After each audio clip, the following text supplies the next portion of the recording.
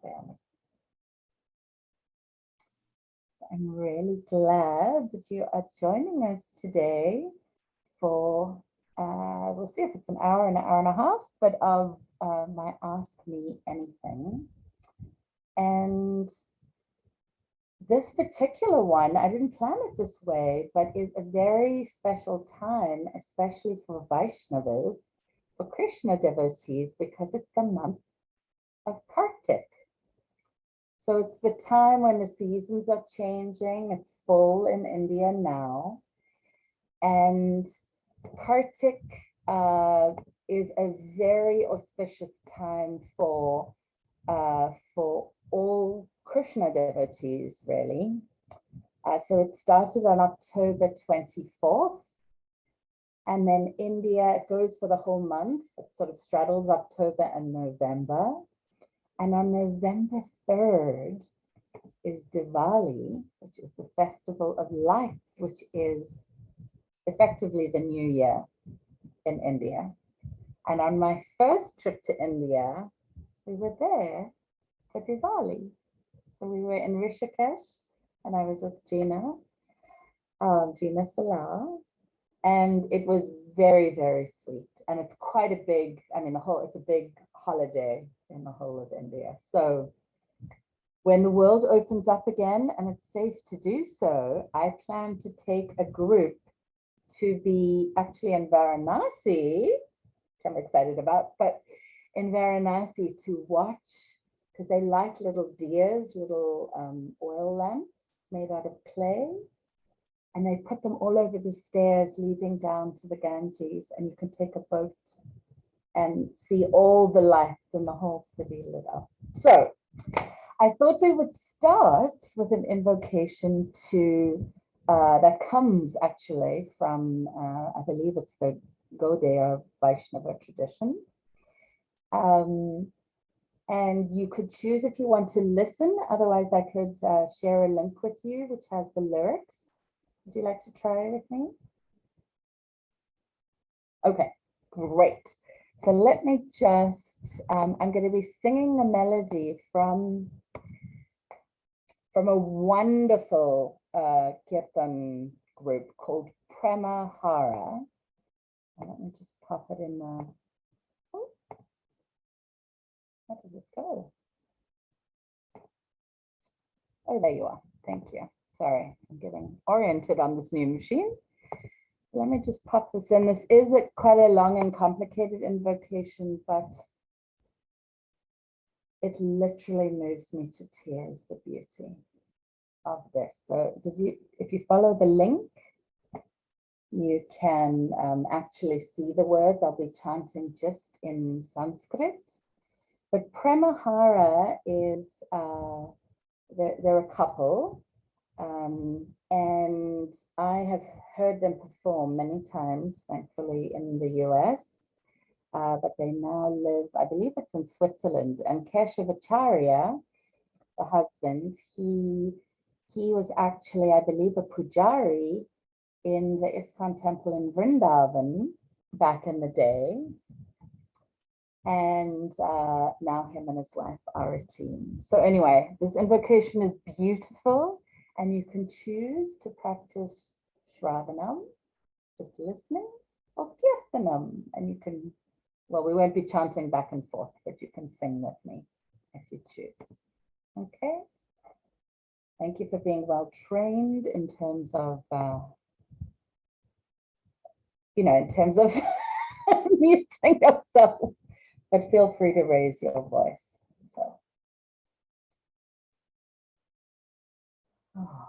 So just noticing yourself resting for a moment, connecting in with the earth. Always good to ground before we begin. Om Agyan Timirandasya Yananjana Shalakaya Chakshurum Milita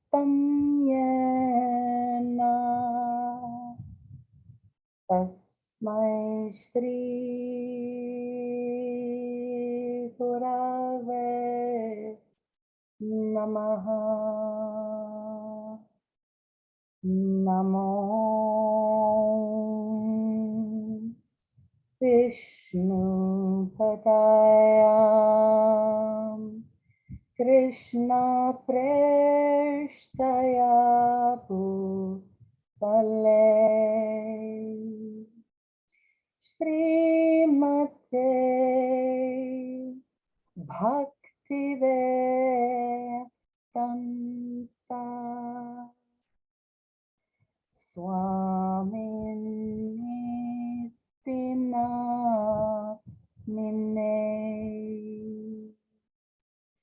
Namaste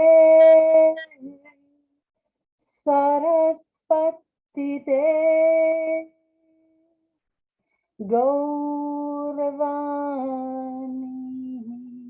Pracharine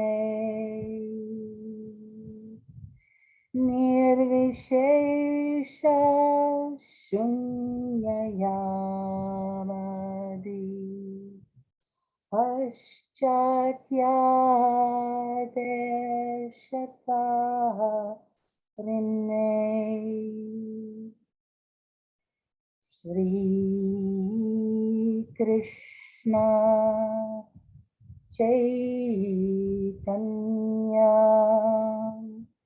Prabhu Nityananda Shri Advaita Jagatara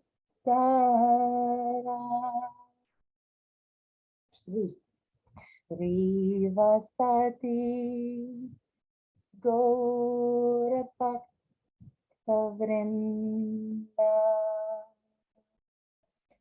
Namo Mahavadanjaya Krishna Prema Pradaya Krishnaya Krishna Chaitanya Name Gaura Vaishe Namah. Hey Krishna Karuna Sindhu Vinabando Chakapate Gopesha Gopikanta Radhakanta Namo Stute Tapta Kanchana Gaurangi Radhe Vrindavaneshwari Rishabhanu Sukadevi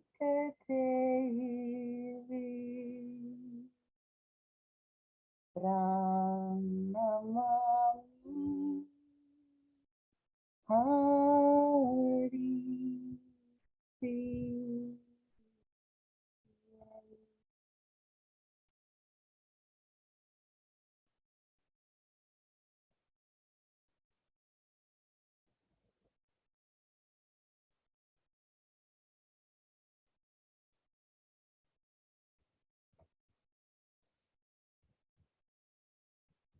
So allowing us to absorb the bhava, the mood of this sweet intoxication of the love play of Radha and Krishna. And all of this month, literally, I want to double check my dates, but I think Kartik goes all the way till November 19th. So we get to immerse in Radha Krishna Leela, this whole, in their love story and their divine play this whole month.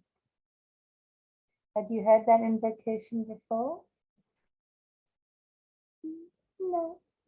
Unless we're chanting, you're welcome to unmute if you like. Okay.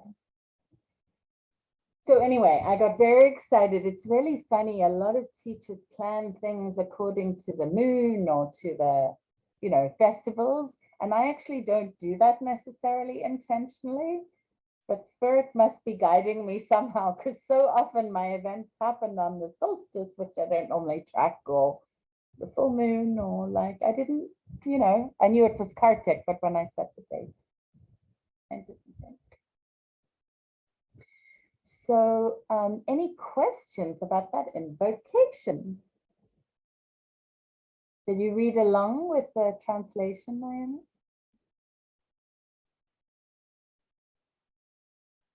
Unmute yourself so I can hear you. Yes, I read along some.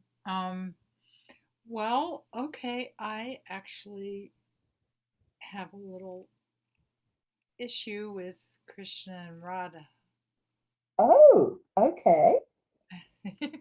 Tell me about the issue. Well,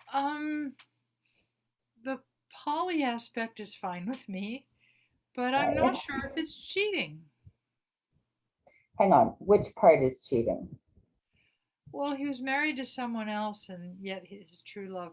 And I did read something or see something that he said in a video that he said, marriage is just business.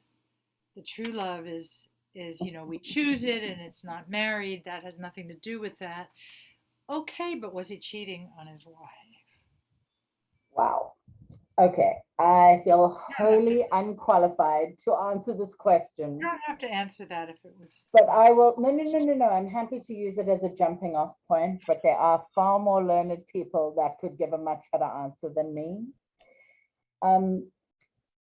I pay most of my attention with the stories that I know of Krishna involve his time in Vrindavan, in the forest of Mathura, which is just outside Vrindavan, when he was with Radha. So let's just start there as a jumping off He was point. married to someone else, not. Yes, Okay. he was married to somebody else. I didn't learn that until after I went to Vrindavan. So yes, but this love, it's a transcendental kind of love. Like in the Radha Krishna Leela, there was the time on earth when they actually lived in Vrindavan and they were incarnated in the body. But they are just as much alive today and engaging in their love play. And I'm coming to your question, but in Vrindavan Dham, I'll just write this in here, Dham. So Vrindavan is the town, but Dham is like it is also the physical place, because Vrindavan is said to be very auspicious, because literally the dust in Vrindavan, they say even the dust of the streets in Vrindavan connects us to Radha and Krishna. So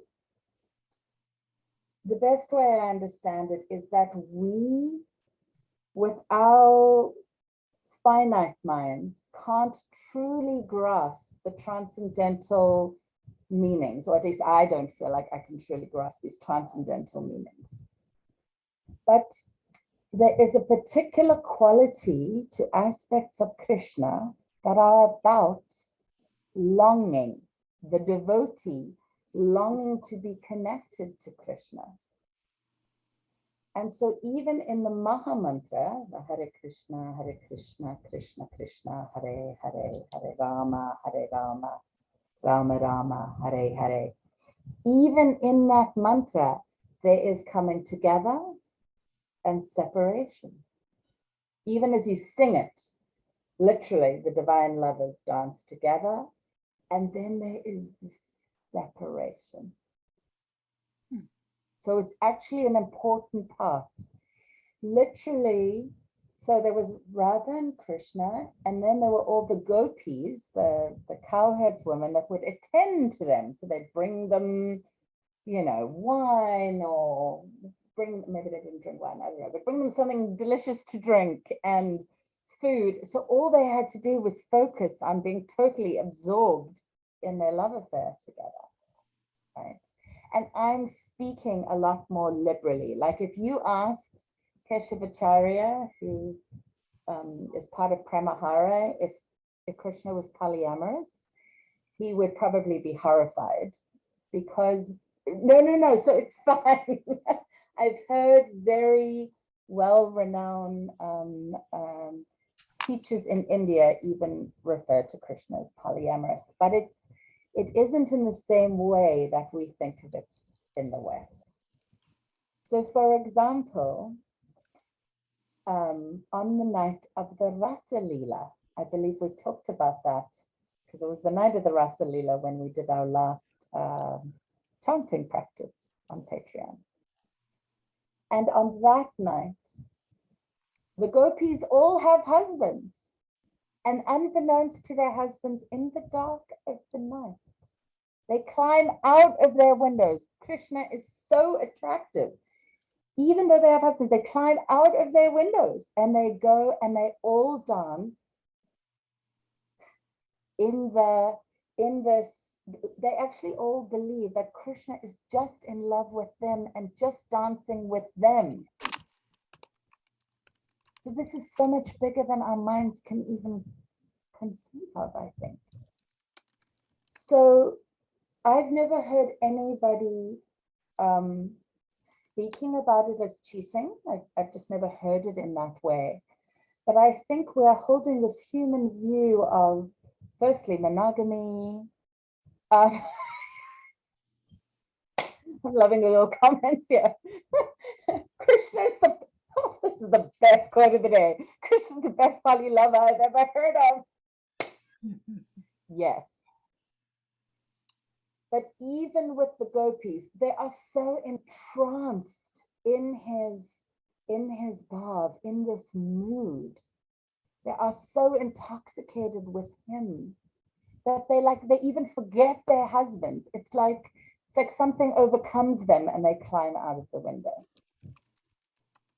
So,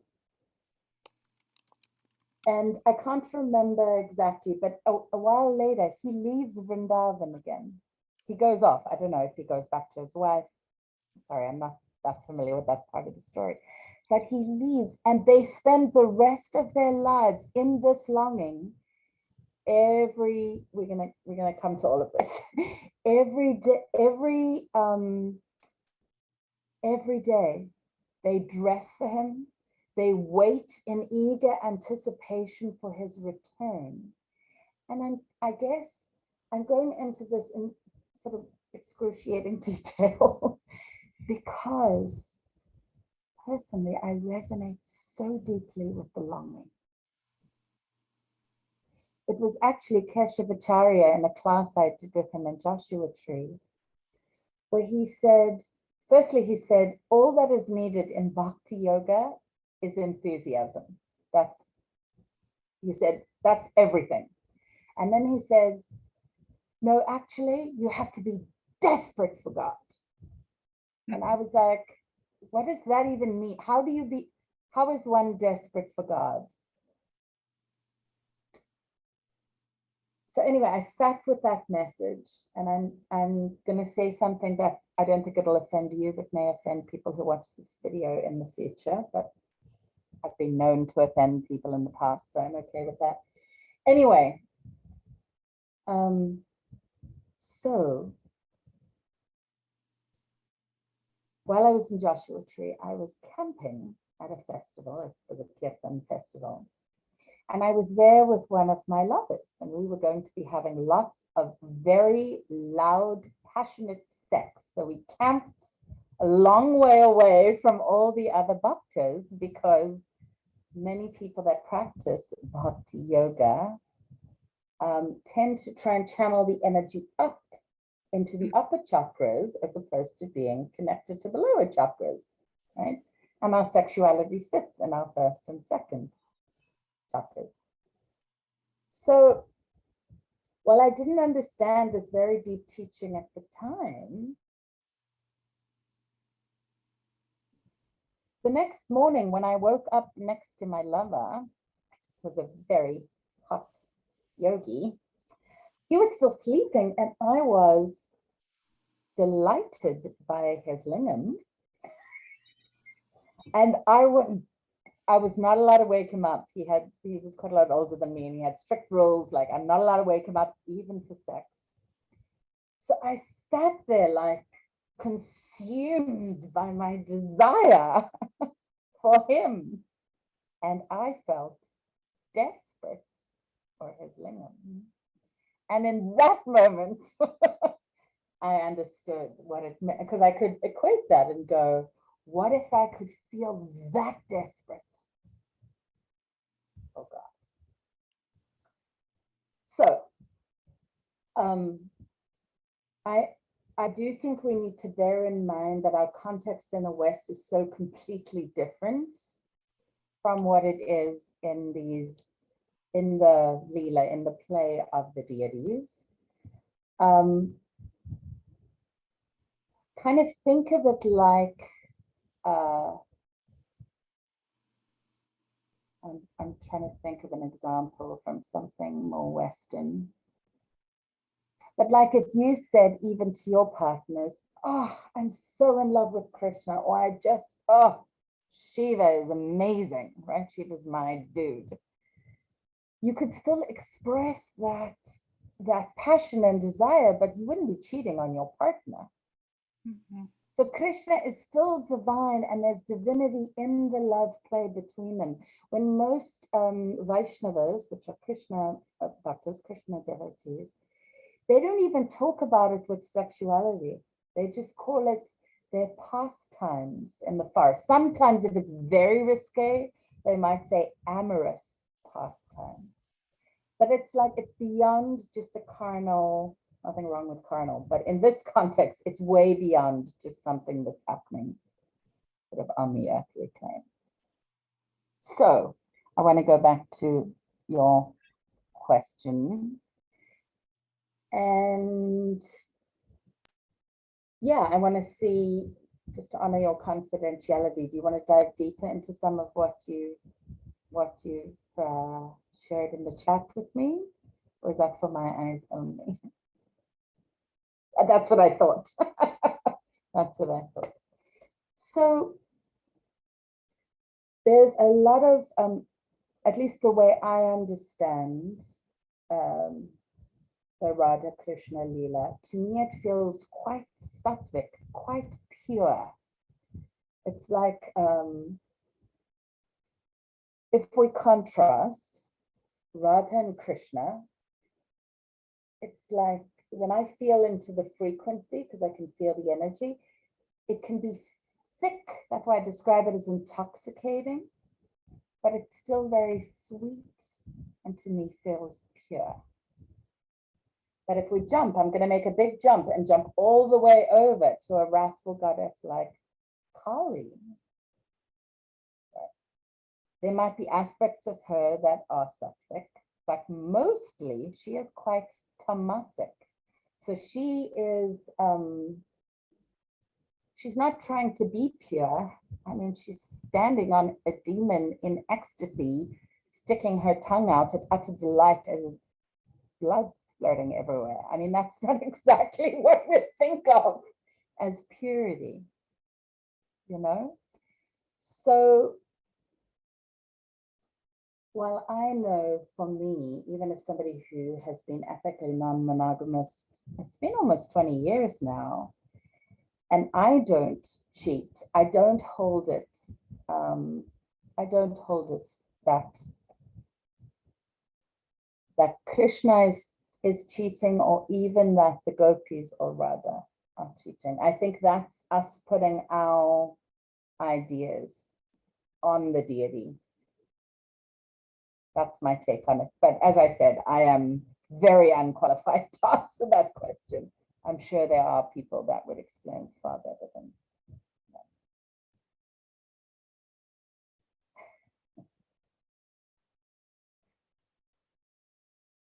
Okay.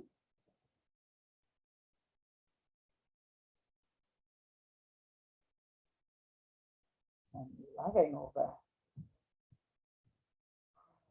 I thank you for asking. I'm happy to answer what I know. I just don't know. I don't know those stories. I don't know all the stories. I have more study to do. So I know nothing. Let me just check that that's true. Yeah, I don't know about his wife. I know about his mother. And I know there's even this there's a form of Krishna called Jagannath. And it's about Krishna taking, and again, this is more complex than I can explain, but Krishna's mother, to keep him alive, actually hid him and gave him to another mother because there was a king, I believe, that was going to come and kill him because he didn't want him to take the power away. So his mother gave him to somebody else. And Krishna ended up being locked on the other side of a door from somebody who loved him so dearly. And this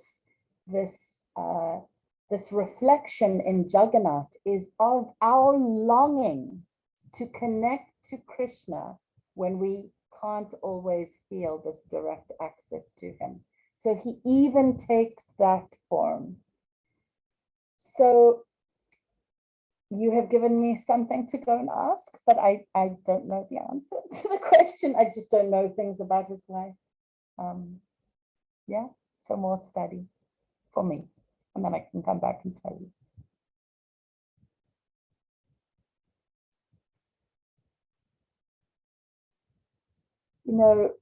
I mentioned my friend Ekabumi a lot in these. Yeah, I mentioned him a lot in life because I adore him, and he could certainly speak more eloquently to this question. But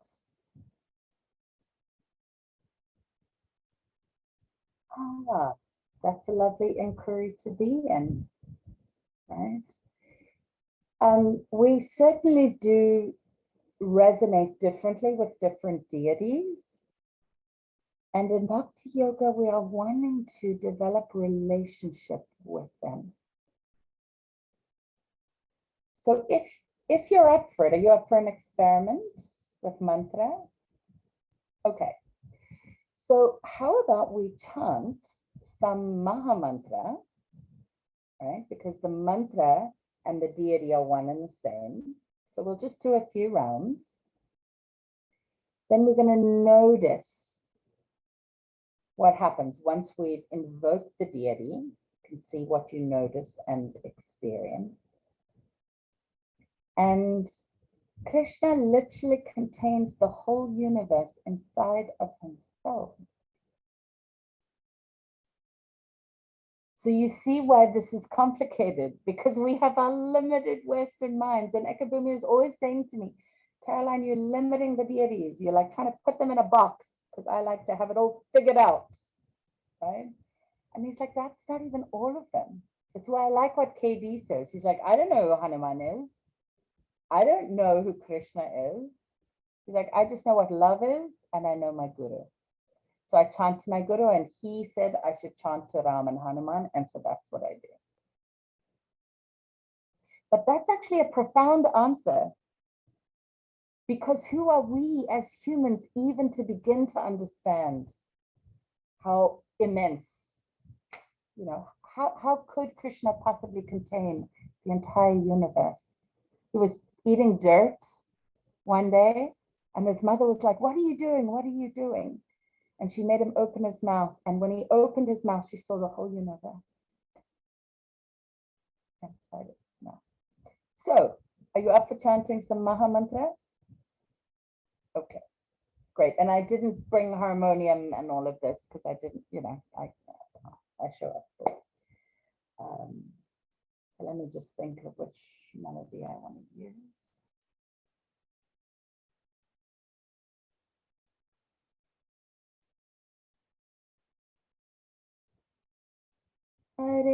Krishna.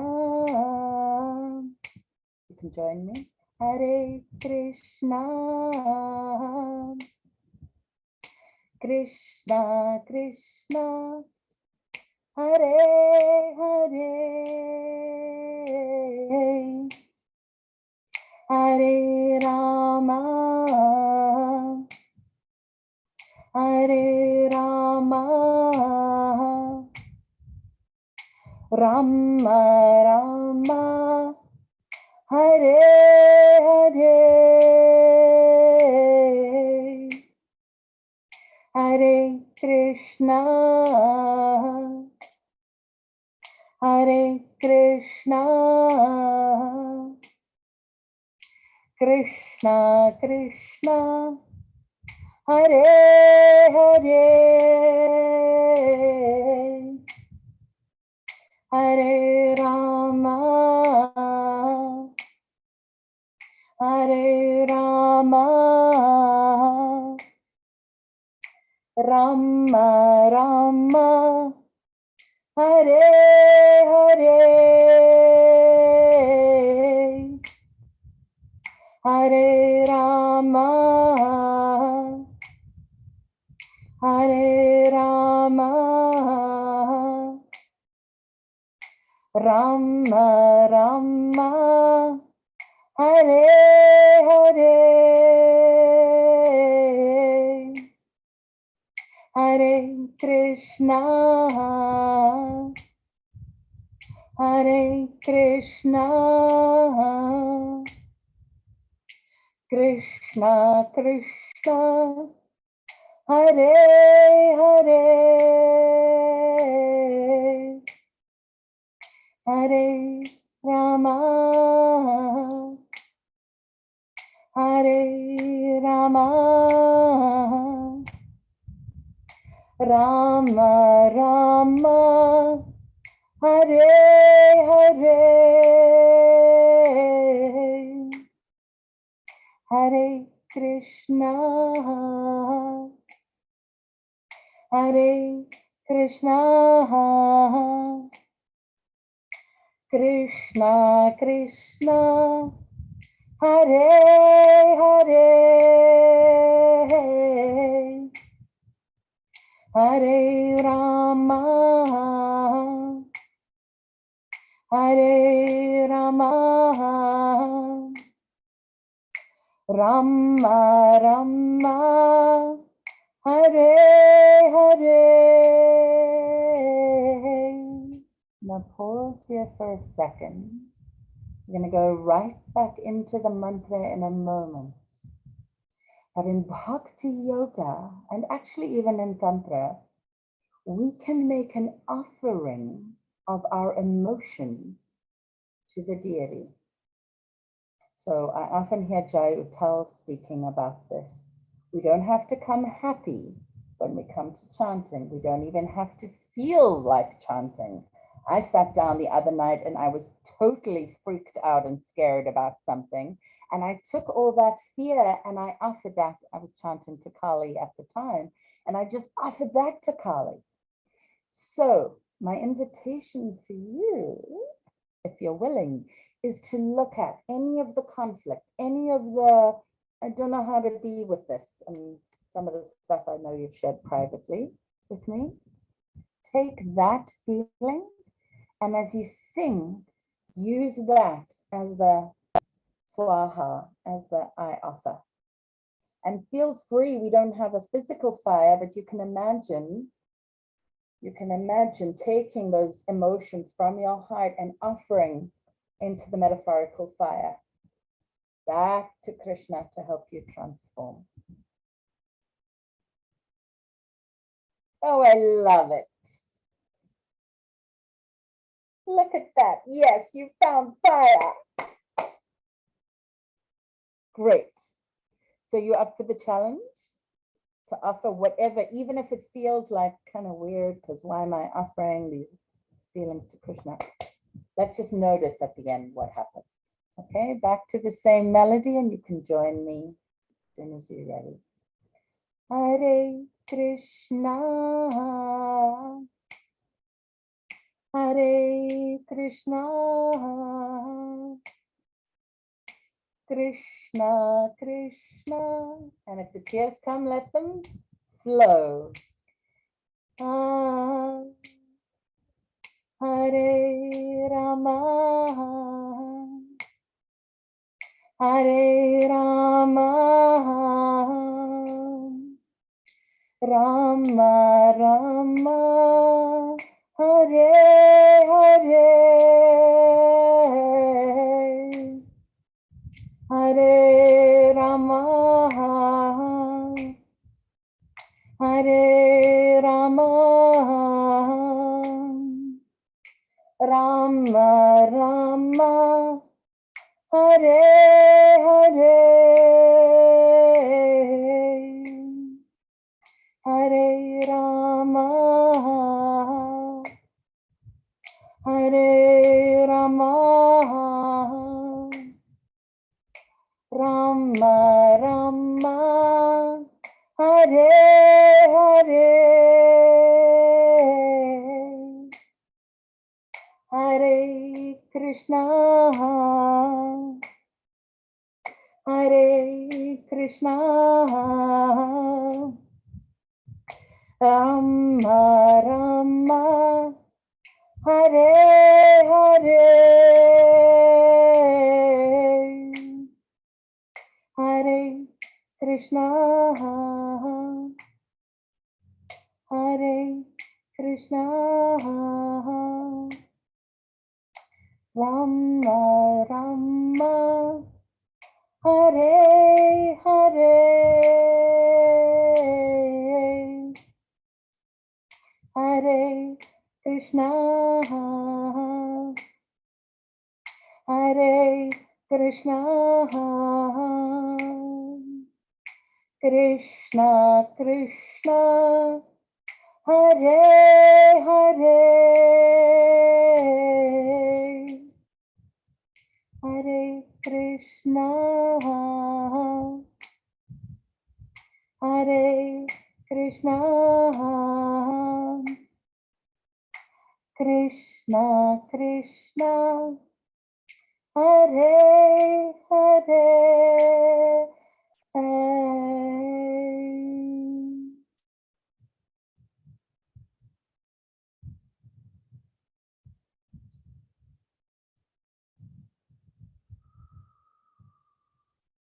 So allowing the dynamic nature of the mantra to take us into stillness.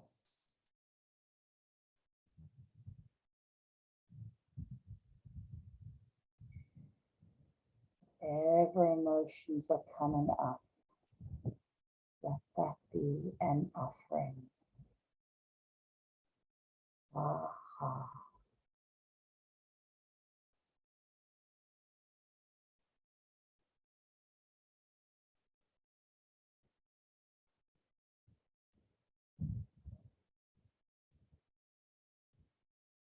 So see if you can tune in now that we've invoked the divine lovers Radha and Krishna. First, tell me what you notice, anything, about their presence in the space. And I'd love it if you were willing to share with words, like your voice, as opposed to just typing. You don't have to if you want to just type.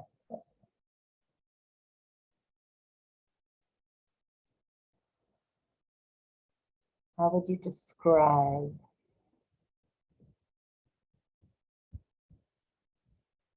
what you feel in the room, if anything?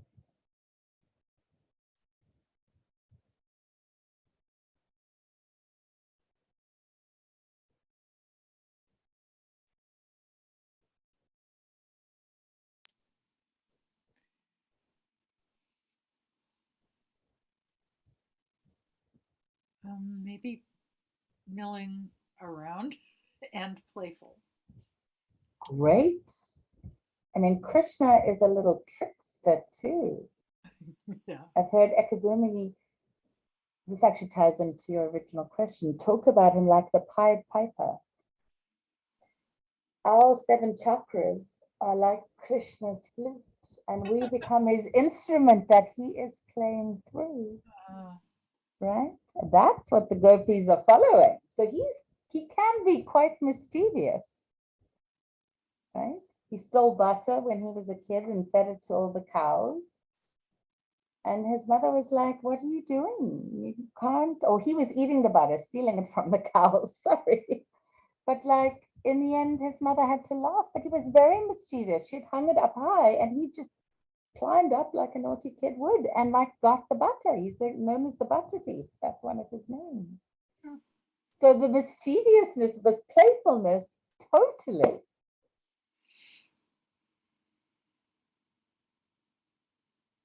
But if I may, Naomi, I want to invite you into what you're noticing moving inside your heart. Say again?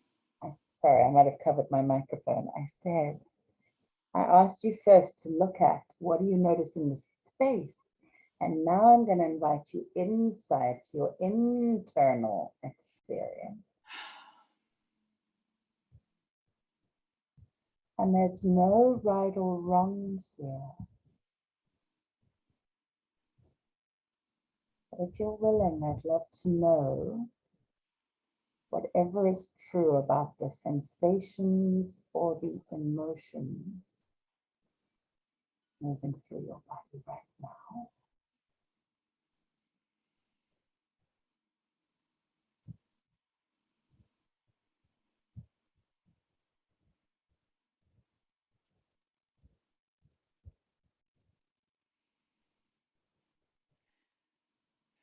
I got tears every time I breathe.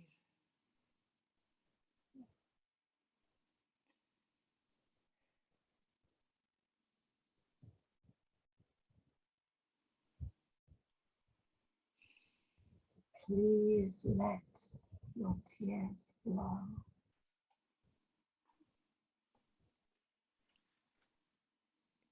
Like rivers, let them flow. And whether the tears are tears of pain or of ecstasy, allow yourself to feel the feelings. And again, we practice swaha, offering. If you want to offer it to the candle flame, you can. Krishna is also said to be the all-perfect one.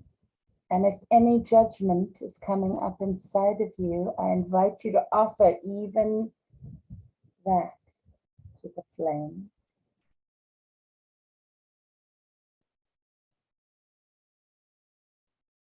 And when I first saw your tears this evening, my first thought, Naomi, was that it's Amrit, divine nectar in your tears. So Amrit comes in many forms. But let the tears cleanse and release and purify as an offering.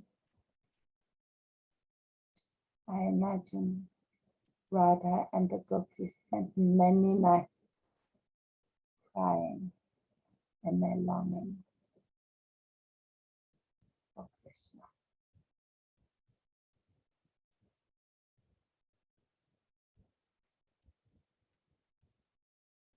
So I want to stop talking for a little while and check in and see where you're at.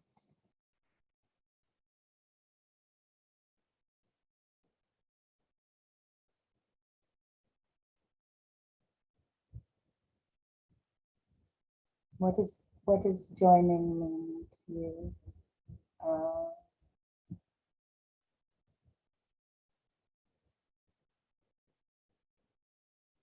okay. It's okay if you don't know. Be with the feeling. So let's place our hands on our heart chakra.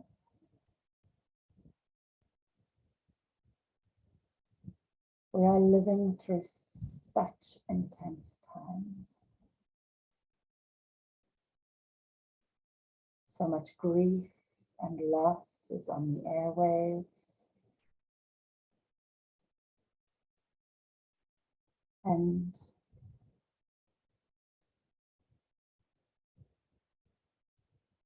I really encourage you to give yourself the space to feel, even if you don't necessarily understand.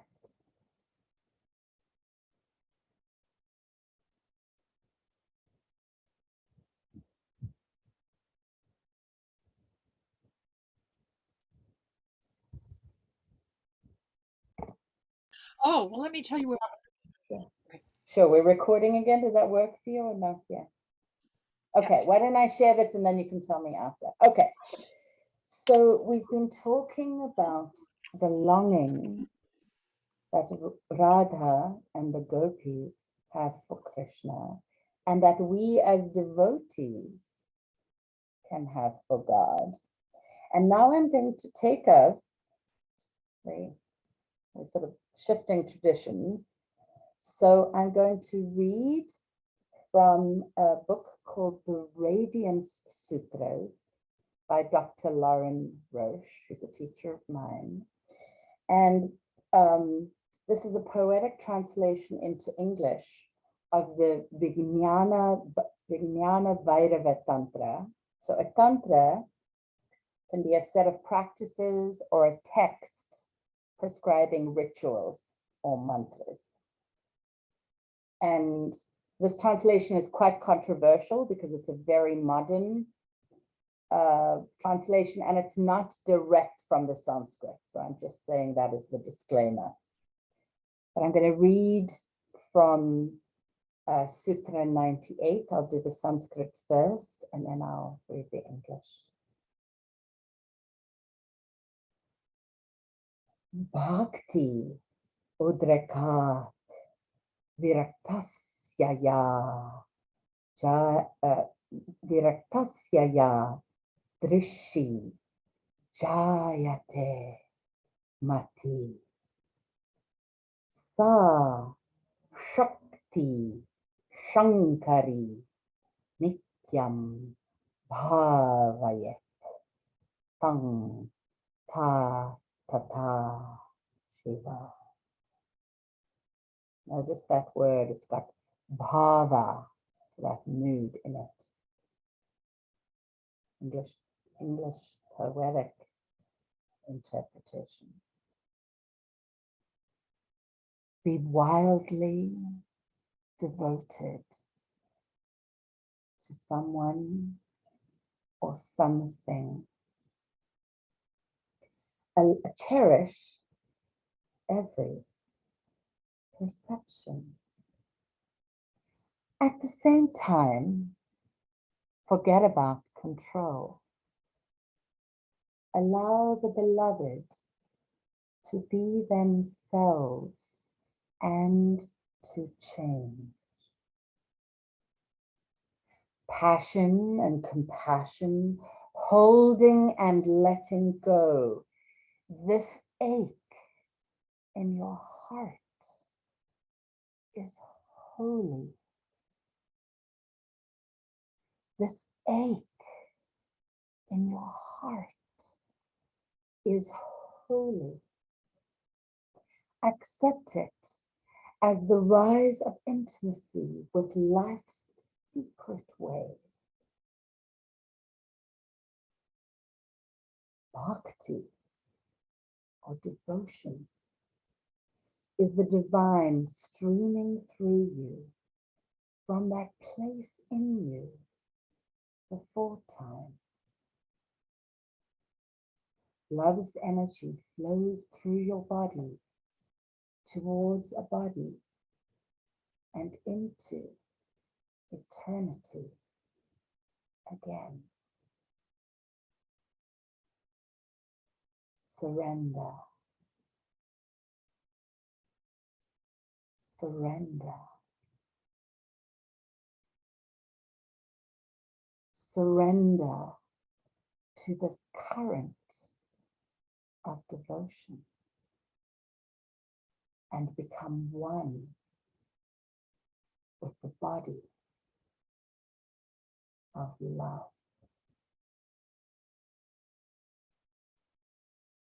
So this is one of my favorite sutras. You can see they're really profound. Yes, really profound. I actually want to bring Lauren on. I just haven't reached out to him yet. But I read that mostly because of that one line. And I've been meditating on that line, Naomi, since the time I got desperate for my lover's lingam. Because it said that ache in your heart is holy. It's not inappropriate. It's not like, even if it is profane, it doesn't matter. It is holy. So when I sit with my longing for a partner, for the pandemic to be over, for connections with people, you know, given that I'm in a new country, when I sit with that longing, there is a very deep teaching there about the holiness of that longing.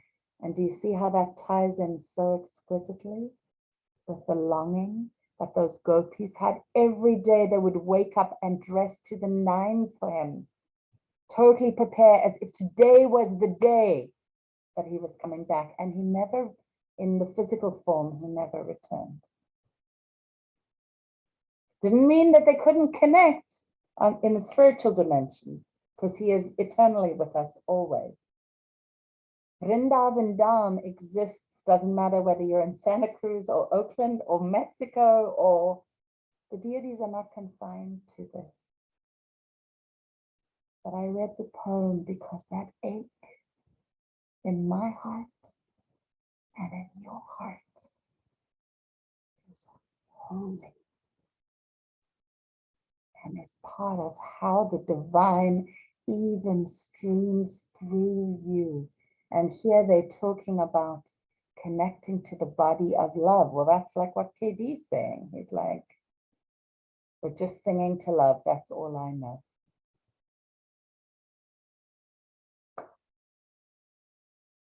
Oh, so that is quite a lot that I've left you to meditate with.